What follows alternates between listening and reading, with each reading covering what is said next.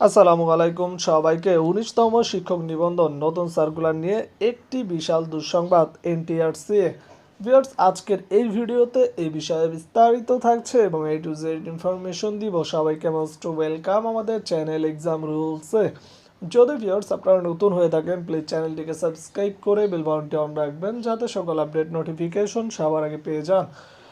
চলুন ভিডিও শুরু করা যাক আজকের মূল ইম্পর্টেন্স ভিডিও। তার আগে ছোট্ট একটি কথা না বললেই নয়, যারা ১৯তম শিক্ষক নিবন্ধন নতুন সার্কুলারে পরীক্ষার্থী আছেন, আপনাদের জন্য এক্সাম রুলস ইউটিউব চ্যানেলের পক্ষ থেকে একটি special short type final suggestion তৈরি করা হয়েছে।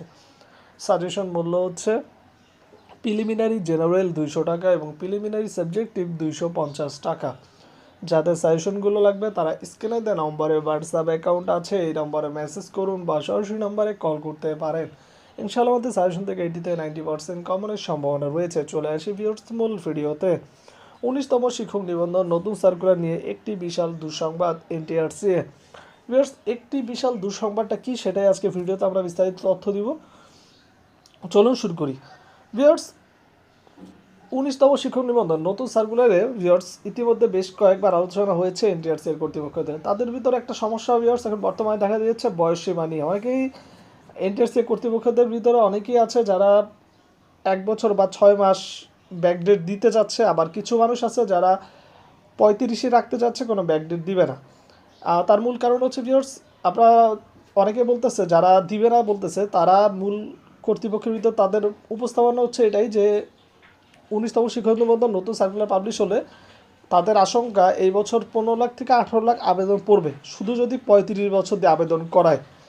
সেই ক্ষেত্রে যারাদের বয়স একটু বেশি হয়ে গেছে ৩৫ আপ, তাদেরকে আসলে সুযোগ দিলে সেটা কিন্তু ২০ লাখের কাছাকাছি চলে যাবে আবেদন। তো সেই চিন্তা ভাবনা থেকে এত সংখ্যক পরীক্ষার্থীর নেওয়ার চাইতে যাদের বয়স আউট হয়ে গেছে তাদেরকে বাদ দিয়ে ইয়াংদেরই সুযোগ দেওয়ার পক্ষে কথা বলছে এনটিআরসি। তারা বলছে বর্তমানে চাকরির বয়স ৩২ করা হয়েছে, তো সেই ক্ষেত্রে এনটিআরসি চাইলেও কিন্তু ৩২ও সার্কুলারে দিতে পারে ৩৫ না দিয়ে। এই নিয়ে আসলে কথাবার্তা চলতেছে, বাট এখনও পর্যন্ত কোনো সিদ্ধান্তে পৌঁছাতে পারছে না, কারণ একমত না।